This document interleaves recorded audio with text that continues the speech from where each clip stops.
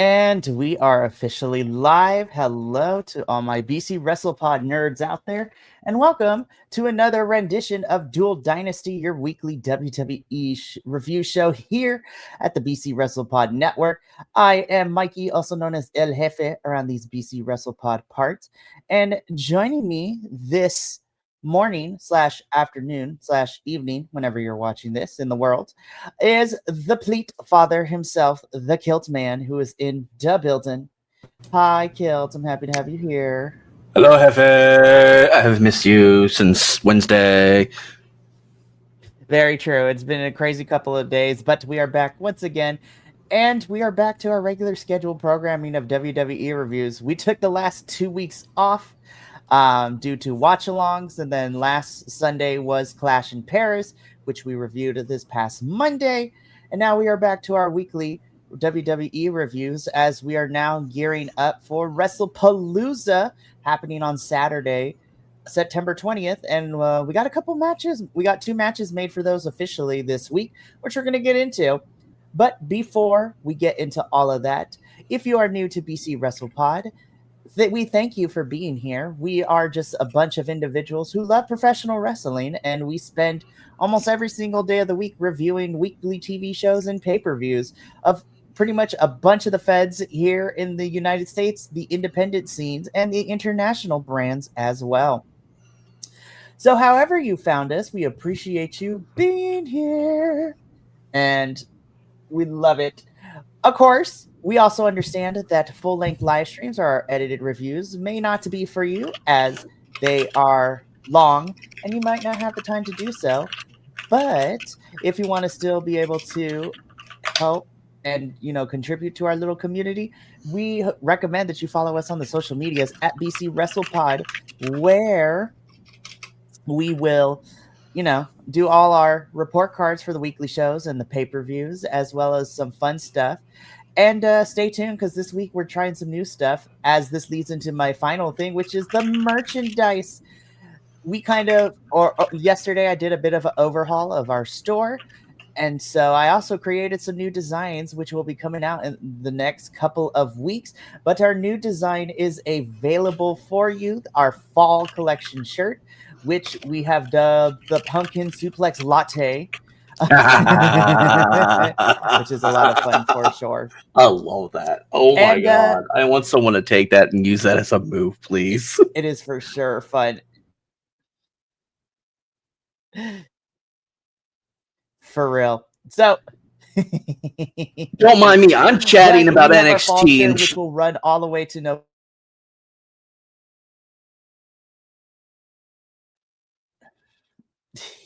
I know everything is happening. So everything is happening. The wrestling gods are attacking my internet, but that is okay.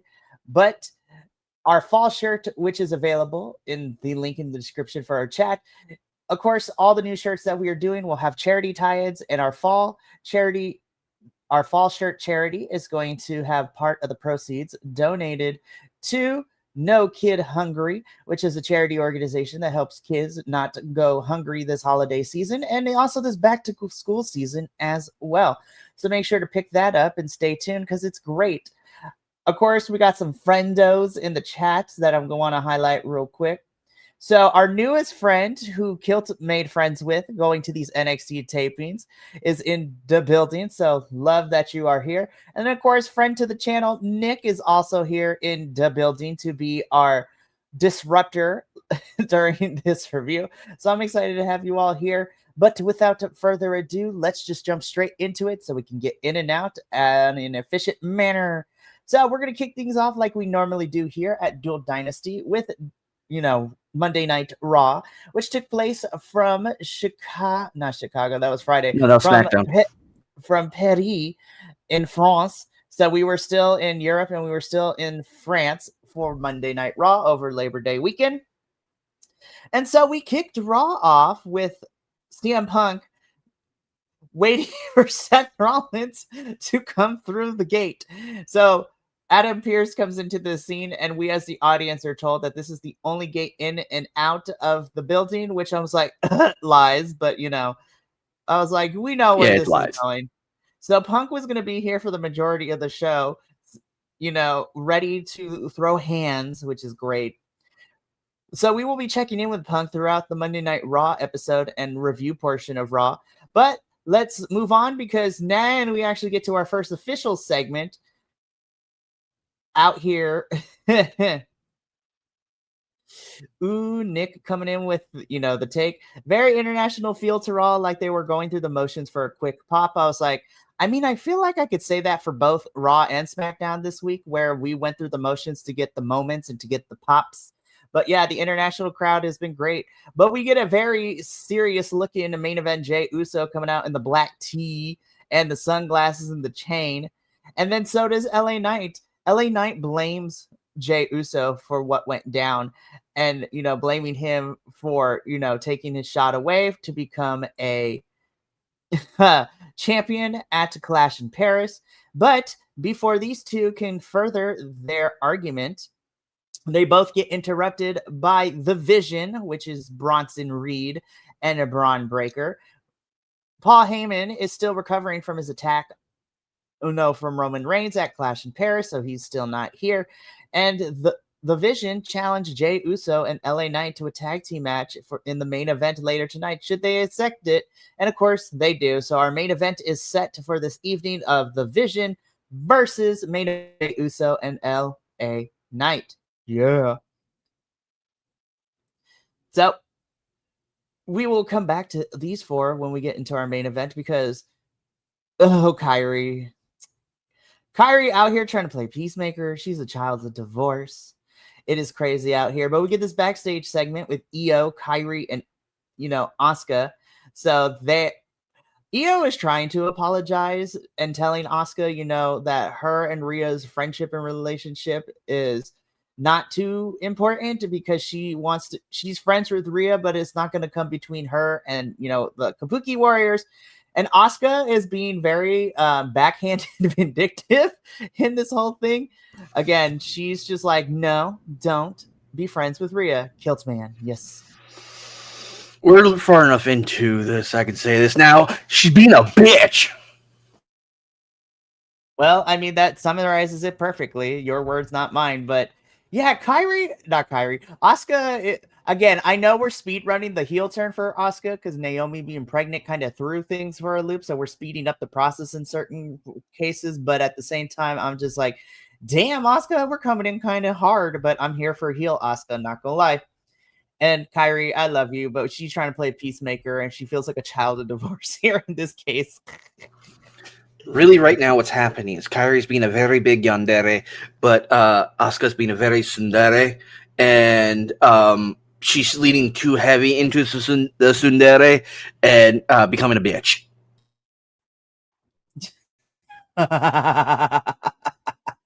I can't. I'm like, I can't. But hey, you know what? We're going to see more of Asuka and Kairi and Io because these three plus Rhea were all over the damn show this evening in terms of the women's stuff, which is crazy. But this leads into our first match of the entire night, which is the Kabuki Warriors versus the Judgment Day Girls of Raquel Rodriguez and Roxanne Perez. This was a very entertaining match. I thoroughly enjoyed it. Of course, you know, the Kabuki Warriors, one of my favorite tag teams, you know, because Kairi's awesome, Asuka's awesome, and I love the Judgment Day Girls, so I didn't have a problem with this.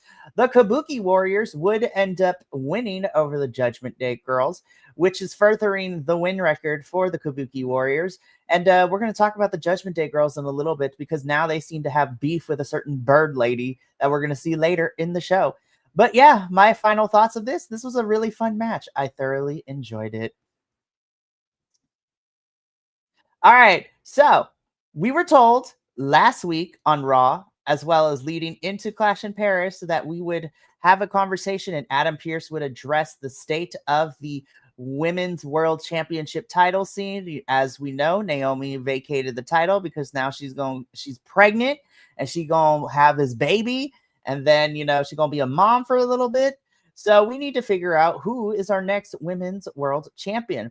Well, Adam Pearce makes it official that at WrestlePalooza, we are going to get our Evolution Battle Royale #1 contender winner, Stephanie Vaquer, getting her shot.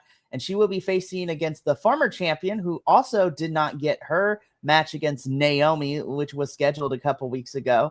So it's Io Sky versus Stephanie Vaquer for the vacant Women's World Championship at WrestlePalooza on Saturday, September 20th. And I'm just like, I'm here for this match. I think Io's probably going to win, but my heart wants Stephanie to win. But, you know, it is what it is. And honestly, I'm excited because this is going to be Well, I mean, Evolution was a PLE, but this is Stephanie in a singles match for a championship at a PLE for WWE. So I'm main roster, I should say. So I'm very interested to see how she does. And I'm not going to lie, Kilt, I want Stephanie to win, but I think they're going to give it to Io. I want Stephanie to win so bad, though. Here's what I want. I want the bouncy, because damn, that would be great.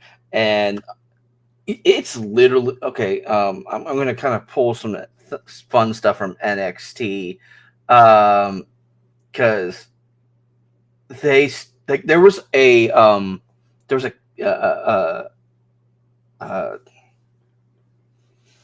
I can't think of the name. There was a sign at NXT last week that said something about Booker misses the Devil's Kiss, and we haven't had any Devil's Kiss on TV since Evolution, from my recollection. So I think we need some more. I would absolutely love to see her do that to Io, but then again, I'm a pervert. But yeah, this is gonna be an exciting match. I'm really excited. I'm gonna have to make sure I get my my Disney Plus upgrade so I can get ESPN as well. I think I have ESPN. I have to double check, but if not, I was just like, hey, Stephanie McMahon is promoting VPN on her podcast, so I'm just saying. No, but I was just like, WWE, I already pay for a lot. So I was just like, if I don't have ESPN, I'm not paying for it either, but we'll figure all that out down the line. But again, it is going to be Io and Stephanie at WrestlePalooza for the championship. So that is going to be happening in 2 weeks. So it should be very interesting to see. CM Punk, we check in with CM Punk. He is still waiting for Seth Rollins to appear. And yeah, that's pretty much all we have here. We then get into our second match of the evening. This was a really fun one. This was Finn Balor versus Dragon Lee. Oh, Dragon Lee, I love you, but you and the rest of LWO are always, you know, getting pinned against the Judgment Day for some odd reason. So the international crowd was so here for Finn Balor, which I was like, yes, Finn is great when we use him correctly as well. So they were the chants for Finn were great. the thing is, they're in France, and he's not English; he's Irish. So, of course, they're going to, root for him because he's not English. Sorry, that's a political humor joke of history that I love. Anywho, I honestly, one thing I enjoyed about Finn that night, we'll see in a later segment, because it was hilarious to me, is Finn's. We'll talk about it in a minute, but this was, again, it's like a lot of the matches because I had it speed run and everything. Excuse me. This was interesting to say the least. I kind of didn't understand it because it's like, why are we having a singles match with Finn and Dragon Lee? I thought we've done this before. Are we just repeating things again? And it's kind of like, okay, cool. It's a match. I mean, Finn's always going to be a good wrestler. He's a great performer. It's just, I personally didn't get it, and I'm like, okay, cool. We'll deal with that some other time. Yes. So JD McForehead, as we call him, JD McDonough, JD McFivehead over here does get involved in this match, which would allow Finn to pick up the win here. And notably, Dominic Mysterio not out here with the rest of the Judgment Day boys. We're going to get to him in a little bit. But Finn Balor defeats Dragon Lee. And I'm like, oh boy. All right, let's see what happens next. So we go backstage. Io Sky is talking with Nikki Bella, and then Asuka comes in with Kairi to shoo away Nikki Bella. And again, Asuka and Io have some the tension is there. You can cut it with a knife, and Asuka is still being a total bitch. But you know, this whole episode, she's been just She's been okay. So I said it in chat. She's tsundere, which is worse than a tsundere. It's more harsh and more vicious. And she's trying to push everyone else away from Io, so that way she can have Io all to herself. But she's also pushing Io away, and it's making Kairi look bad because Kairi's a little just precious angel. And I'm like, fuck, come on, stop being a bitch. So. Again, we will see more of everybody later in the show. But speaking of which, Finn and JD find Dominic backstage. Finn's like, yo, man, why weren't you out there? And he's like, oh, I wasn't there physically, but I was there in spirit, right? And so Adam Pearce comes in to let the Judgment Day boys know that because of what happened during the match with Dragon Lee, Dominic Mysterio's Intercontinental Championship match against AJ Styles later in the show, the Judgment Day boys would be banned from ringside. So Dominic would not have any help from Judgment Day here. And as Adam Pearce walks away, Dominic's like, bro, what am I going to do? And Finn's like, oh, don't worry, we'll be there in spirit. So I was like, again, we are teasing dissension and things like that. I was like, it's gone on for too long. I'm like, I think we're waiting for Liv, but like, damn. Like what this? Yeah, this was funny because it was Finn's like, I get to do this, lie to you back, and it's like, come on, dude. I understand you're jealous because he got the IC title and you only got the tag titles, but like, come on. All right, let's break it up so we can move along. Bring in the new Judgment Day. Yep. So. After this, though, we get into our third match of the evening, which is Penta teaming up with the War Raiders to take on Grayson Waller and the New Day. I don't know why we needed this match. I will say watching Penta and the War Raiders do the Penta walk was fun to watch. It was fun. But it didn't progress anything. Like, we're not having feuds happening out here. Penta has been facing, Grayson and the New Day like one-on-one for the last couple of weeks, and now we're throwing the War Raiders in here. I was just like, this was a match to get the international crowd to pop for moments like the Penta walk, which was funny to watch. But other than that, this match had no consequence, no stakes to it. Penta and the War Raiders would win this match. So yeah, I have nothing more to say. All I gotta say is ole, ole, ole, ole, cero, mierda. That was great. Also, the Raw is War shirts are back, which for me, I remember that being like 90s, early 2000s, like theme at one point. And I'm like, oh, look, we're doing a callback. I like this callback. This is a good callback. This is going to sell well. Make it happen, please. Hopefully that is the case. But again, Penta and War Raiders do pick up the victory here. This is where the important bit comes because now Rhea is done playing nice. So Rhea gets interviewed talking about everything that has happened in the last couple of weeks. And Asuka comes in to interrupt this interview.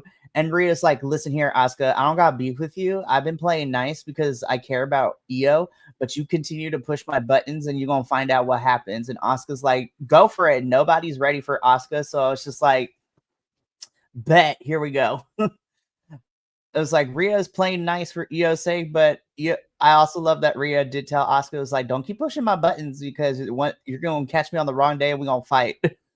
And I was like, and we all know Rhea can fight.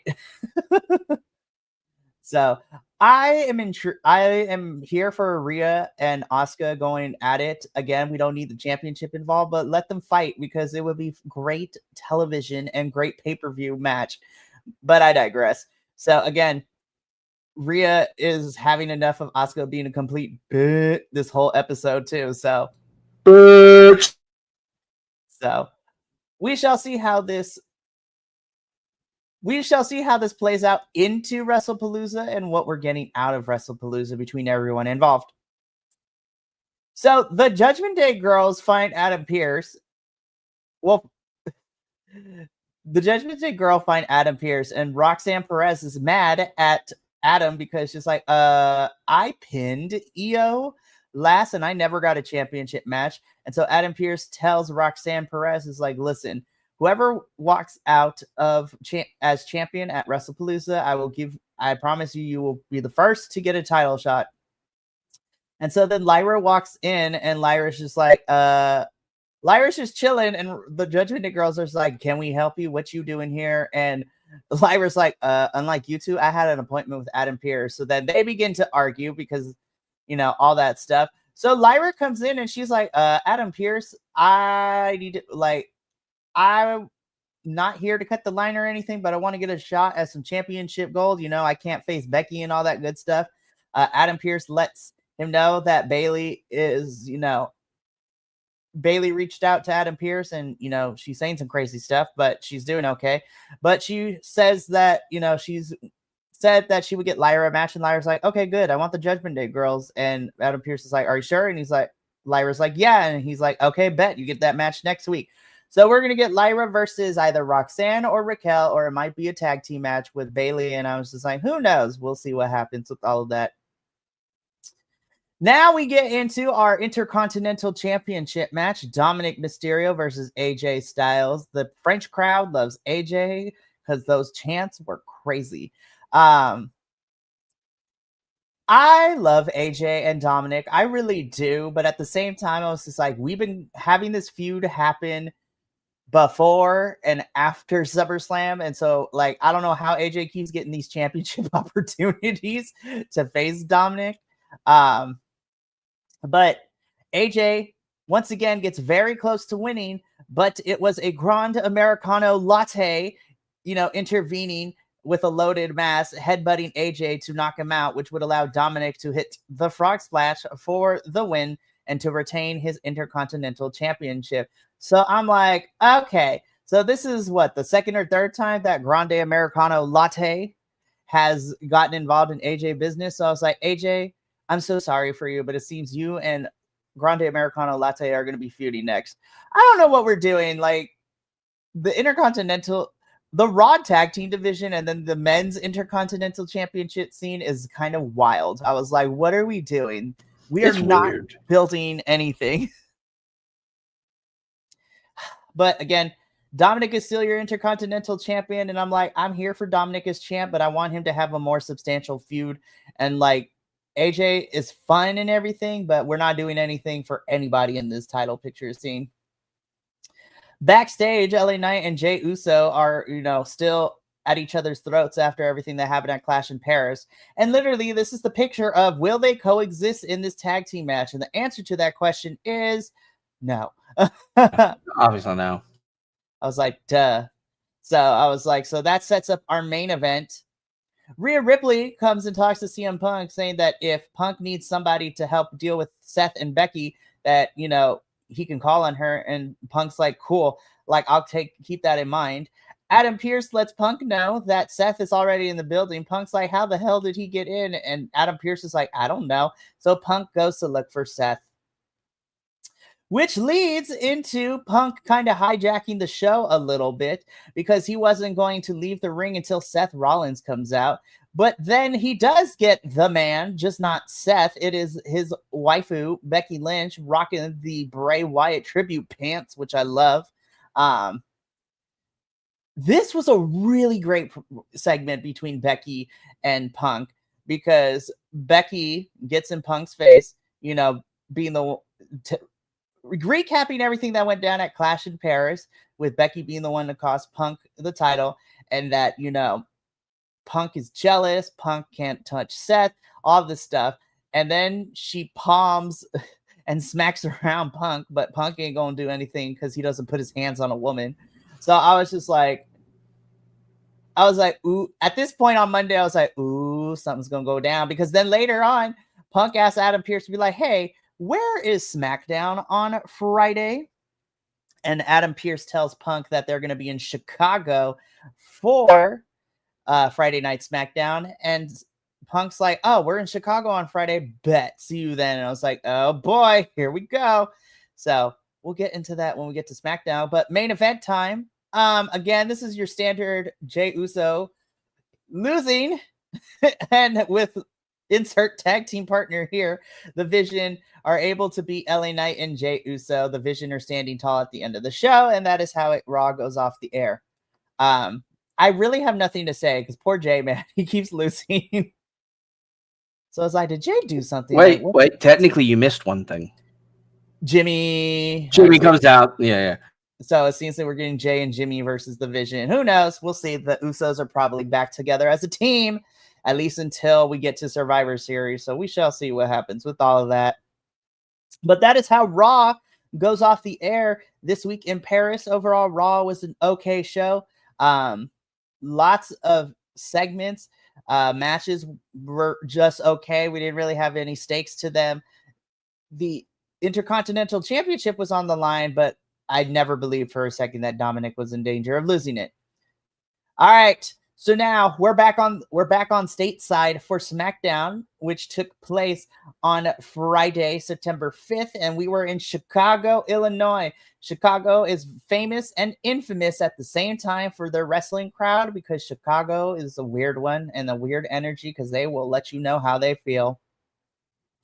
But we kick things off, though, because we kind of get these two segments put together. John Cena's promo, and then Sami Zayn addressing, you know, him being the new United States champion. The Chicago crowd was not here for Sami. I was like, damn, Chicago. I was like, y'all are just not feeling Sami Zayn right now. And it was really weird. I was like, everyone needs to calm the flip down.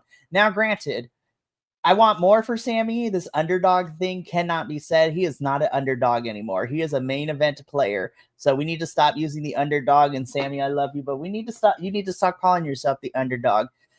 But the Chicago crowd was not happy. And I was like, damn. So, of course, Sami does what John Cena did 10 years ago when he was United States champion. And Sami Zayn, with John Cena's permission, would like to do an open challenge run as United States champion. And he asked Cena if he wants to be the first one. So they shake on it, which leads us into our first match of the evening, which is for the United States Championship, Sami Zayn defending against John Cena. This was a match that was meant to get the crowd's reaction, because it's Cena and Sami fighting each other like they did when Sami came over to main roster 10 years ago, and Cena was his first main roster opponent. This was going to set the tone for the night. Then something happened. Well, let's just rip the Band-Aid off, because we get about 8, 9 minutes, 10 minutes into this match, and both men are down.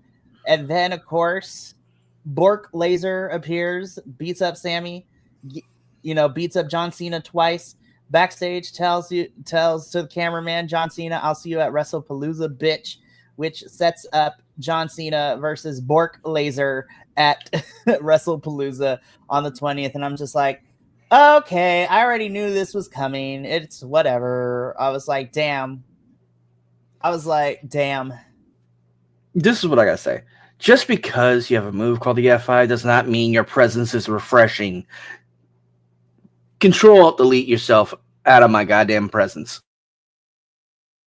Yeah, so I was just like, anybody who has been watching us the last couple months since SummerSlam knows our feelings about Brock Lesnar being back. I made a whole video on my reasoning for why this was tone deaf, but I don't work for WWE, and the majority of wrestling fans on the internet are calling me a loser and a leftist and a shill. But all I have to say to that is, right here, I give you. I mean, you have to remember one very important thing, you dumbasses.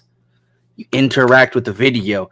That just gives us more interaction. That just gives us more views. If you keep commenting, it just boosts our numbers. It boosts our stats. It gets us to more people. It shares us around. You're giving us attention. You weirdos. And you dumbasses. Anyways, so this is the second match made for WrestlePalooza. And I'm like, yeah, so there's that. You know what? Like, Mello is backstage. He runs into Nick Aldis. He's looking for Nick Aldis because Mello, for the second week in a row, wants to get a United States Championship match now, especially now that Sammy is going to be doing these open challenges. So Mello comes and finds Nick, but Miz intervenes and asks Nick Aldis for a tag team championship match. And Nick Aldis is like, all right, bet. Mello is not happy with it, and Mello is just like, Miz, why do you keep doing this to me? I don't want this tag team championship match. And Miz is like, oh, don't worry, we're going to become tag team champs. We know that it's going to be Miz and Mello for a little bit, and I honestly think Carmelo is going to be the one to take the U.S. title off of Sammy. I don't think Sammy's going to have this title for long. So Carmelo and Miz are probably going to be feuding. I'm like, finally, after 3 years, please let's give Carmelo Hayes something more to do. Like, I don't know what we're doing because Mello is him. I have a prediction. It's a very, very off the wall prediction. But let's say Tricky Williams loses the TNA championship back to someone from TNA, probably Joe Hendry. Because you have to say his name and he appears and he almost trips. Moving along. Hold on. Moving along. And so then Tricky Williams comes up. Let's say Carmelo does win that title. And then there's that feud right there. Trick Williams and Carmelo Hayes back at it. I want that. Oh, 100%. And I love that for you. There's one big problem, though, with that. So I think eventually we'll get there. However, I think that's not happening until after TNA's pay-per-view in October, Bound for Glory, because Trick Williams is scheduled to face Mike Santana for that title, as we learned from this Thursday's episode of TNA. So yeah, Trick is going to hopefully lose that title to Mike Santana at Bound for Glory. But that's not until October. So I'm like, damn, we're going to be here for a bit. So that's why I'm thinking that Miz and Mello are going to feud until then. And then if they decide to put Trick to main roster after that, who knows? But I think Trick is going to be stuck in NXT until at least the end of the year. So we'll see what happens with all of that. But we get this match. I don't know why we didn't have this in Clash in Paris, but we've been weirdly building this for the last 3 weeks. We had Damian Priest versus Aleister Black. Before the match even started, Aleister Black beats up Damian Priest. This was a okay TV show. This was an okay SmackDown TV match. Aleister Black does win by hitting the Black Mass on Damian Priest and wins the match. So it's just like, I want to like this, but you have given me nothing, SmackDown, to care about this feud. I'm not going to lie. I don't even think WWE knows what they're doing with this feud. Yeah, it's a very weak feud. You know, it's like I see it and I'm like, I just don't care. Like I saw the match, I'm like, oh yeah, they're using Damien this week. I haven't seen it in a while. Oh, it's a match against Aleister Black. Okay, cool. Let's get it over with. I know you're gonna ham it up for a while, and let's just go. And then again, I was speed running this episode of SmackDown, and this was like match number 3, I think. Yep, this was the no, it's 2. The second match. Yeah, because match number 3 was Michin and what's her name, and then yeah, and then was there a match 4? No, there was only 3 matches. No, because it's like, okay, well, that was fun. Next. Yeah, so Aleister wins. Something tells me we're not done here, and I'm just like, I'm dreading because they're not giving me anything fun for this feud, but I digress. Next week, Drew McIntyre and Randy Orton will be coming face to face, so I was just like, cool, I guess. Tiffany is being interviewed, and Tiffany says, Jade keeps complaining that Tiffany only won that match at SummerSlam because Jade's foot was on the rope. And so Tiffany's just like, I'm willing to give her another shot so that way I can shut her up. So then Jade's in the locker room. Nia Jax comes in and is, gets in Jade's face saying, it's just like, oh, you get another title shot. Fun. And so next Friday on SmackDown, Tiffany will be defending her championship against Jade. And I was like, we're running back this SummerSlam match again. Why do we keep doing this to Tiffany? We keep rerunning her opponents. I was like, Tiffany is just out here, not even having a feud because we haven't really seen her interact too much since SummerSlam. Like she had that match against Nia, but that was about it. And I was just like, what are we doing? It's frustrating. I don't know what's going on in the SmackDown's Women's Championships division. Our main title and the women's mid-card title are just I was like, we're not doing anything. What is going on? But we get Jade and Tiffany round 2 next Friday, and I'm like, okay, sure. Yeah. It hurts me. Anyways, moving on. Nick Aldis is like, Becky, what are you doing here? And Becky's like, I'm not here to cause trouble. No way, no how. And Nick's like, uh-huh. So this is going to set up Becky for later and what happens in the angle that closes the show. But right now, we got a championship match. This was our third and final match of the evening. This was for the Women's United States Championship match. Julia defending her title against Michin. This was a really fun match. I hate how we've been building to this because there, again, no heat. But I'm really happy to see, 2 Asian women on my screen fighting for a championship. This was really fun. I have to give it to Michin. That like Batista bomb that she has in her arsenal looks devastating as fuck. So it is. It's so good. But Kiana James would cause a distraction for Michin, which would allow Julia to capitalize for a running knee, and she would be able to retain her championship. Again, this was a really fun match, and I think this was probably my favorite match of the SmackDown episode. But again, like I said, for Tiffany, like Julia has been United States champion, and we haven't given her anything to do as of late either. So I'm just like, what are we doing with the women on SmackDown? This is kind of crazy out here. So this was funny and this was kind of cute. So Charlotte wants to be cleared so that way she could defend these tag team championships with Alexa. So she's trying to get to a doctor, and Alexa basically tells her, she's like, you don't need, she's like, listen, I know you're trying to get cleared to the doctor, but you have to believe in the power. Alexa Bliss literally pulls out the power of friendship card, like to get her through this. And so Charlotte's like, so basically I'm still not cleared yet. And Alexa just rolls her eyes. This was a cute segment between these two. I really love both of them. It was adorable. So this was cute. Alrighty, Kilt, let's get into what closed the show off, because first of all, Becky gives good and meme picture faces. Look at this face. So Becky, I was like, Becky, this was me when I found out there was only 3 matches on SmackDown this week, and I was just like, what the?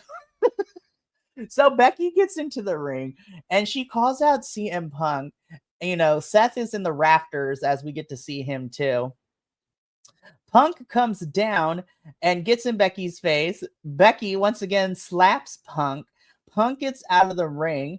He tells Becky, I didn't want to be put in this situation, but you and your husband have put me here. And, I'm still a man of my word. I will never put I will never put my hands on a woman because Punk is a gentleman and a scholar. But he has somebody he would. And we all knew it, especially because WWE fucked it up and already put the merch online. So we already knew what this is happening. But we get the familiar theme song of Let's Light It Up. And after 10 whole years, Mrs. CM Punk, AJ Lee, is back in the WWE. Gosh, and she looks so good. Look at those abs. Ooh. I know you could grate cheese on those abs, but what I love is that she's still committed to her ring gear when she was here 10 years ago, which is just a shirt, the Daisy Dukes, and the Chuck Taylors on her feet. AJ Lee is back. I love her. She gets into the ring. She brawls with Becky. Becky and Seth are like they seen a ghost. CM Punk and AJ Lee celebrate as SmackDown goes off the air. So I'm probably going to cause some hate for this, right? But bear with me. So I am so excited that AJ Lee is back. I'm so happy to see her here. However, I am also not stupid enough, WWE. This is how we end the show, but y'all damn well know that I was like, it's kind of disgusting that we have AJ Lee's returning, who is a pioneer of women's wrestling for WWE during the Divas era and became a crowd favorite, along with Paige when Paige came into. But you had Brock Lesnar on your show as well. I was like, how are you going to have this moment for women in general? And Brock Lesnar was on your show. It's just like, you didn't think we would forget because this is all anybody's talking about because this is what ended the show. But we here at BC WrestlePod are not stupid. And I was just like, y'all created a viral moment because this, I think, is at like 100,000, 1 million views already on YouTube, which is great. But we're not stupid, WWE. You give us these viral moments, but then like we saw in the rest of the review, your weekly shows are shite and they're mediocre. But you create these fun moments, and that's all everyone can talk about. So I hate that I have to say it like that because I'm happy that AJ Lee is back, and I'm excited to see her feud with Becky and her and Punk to feud with Becky and Seth. But at the same time, I was like, I'm not done, WWE. I was like, don't play in my face like this.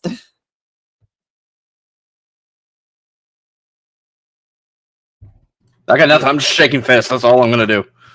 So I'm excited for AJ, but I'm not dumb. Y'all also had Brock Lesnar on the show, so we gonna get your ass about that too. Yeah, y'all fucked up with that one. Y'all should have just left that the fuck alone. I was like, you created the moment, and I gave it a B on the report card because I will say that the match quality was a lot more decent than Raw, but at the same time, I was just like, again, SmackDown and Raw are very okay shows for the most part. And I'm just like, y'all expect me to just watch mediocre television. I mean, we cover you, but I'm going to call you out on your mediocrity. But this was a really fun moment to end the show. But yeah, this whole segment was a lot because these are like 9 pictures of the whole segment, which was like 15 minutes. So I love seeing AJ Lee back. That is how SmackDown goes off the air. And Kilt, that is the end of our WWE review. Again, told you we'd get out here in an efficient manner. Oh yeah, we did. We're at what, 45 minutes for what was it, 4 to 5, maybe 6 hours of programming.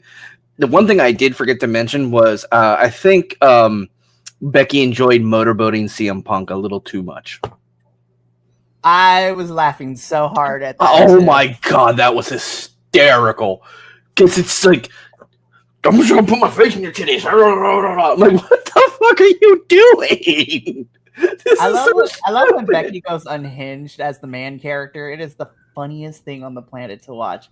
But again, we reached the end of our Dual Dynasty review, which means I know Sunday technically is the beginning of the week, but for our wrestling review wise, that brings us to the end of this week. But we have a stacked week coming up. So let's take a look at all of this, shall we?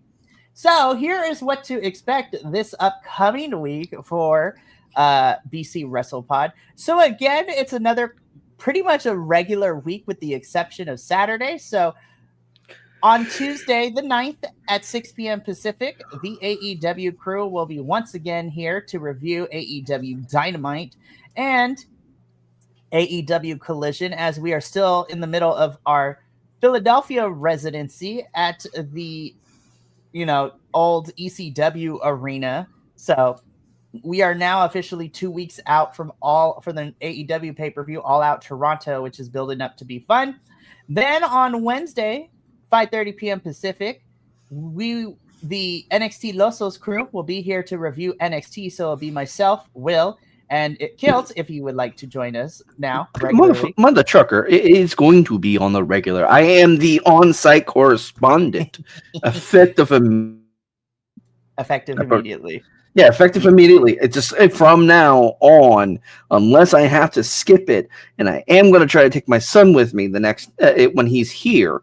No, I'm going to these shows. Like as I was talking to Dania earlier, one of my buddies. He's one of my NXT buddies that I see every time I'm there. I'm starting to get to know people. I'm like Mike Rome. I might try to sneak Mike Rome on here one day. I'm gonna work my magic. We will work our magic. But so Kilt, Will, and I will be covering NXT, and then later that evening on Wednesday, 8 p.m. Pacific, Will and I will be covering another episode of CMLL, in which we are now 2 weeks out from the 92nd Aniversario show, which is going to be amazing and cannot wait. Then on Friday, the 12th, the TNA crew is back to review another episode of TNA, as we are 3 weeks away from TNA's next pay-per-view, Victory Road. Then on Saturday at 7 p.m. Pacific, I will be here to do a live watch-along for MLW's Fightland. We got 8 matches scheduled so far. Gonna see if Adolfo is gonna be a part of this, as he is currently on his mini hiatus for the month, but he said he would be interested in any of the watch-alongs, so we shall see what happens with all of that. And then we are going to wrap everything up next Sunday at 11:30 a.m. Pacific with our WWE review with the Dual Dynasty crew. So hopefully we will have the whole crew here. And the funny thing is that technically that will be our go home show review, as we will be making predictions for WrestlePalooza next Sunday, which is nuts. So stay tuned for all of that craziness. But yeah, that's going to be it for, us here at Dual Dynasty. I would like to thank you for being here and tuning in with us. We look forward to seeing everyone this week for jam-packed review schedule here at BC WrestlePod. But until then, remember, take care of yourself, love one another, stay iconic, and more importantly than anything, you always deserve to finish your story. We will catch you later Tuesday to start off our review week with AEW. But until then, this is going to be sayonara, adios, and until next time, peace.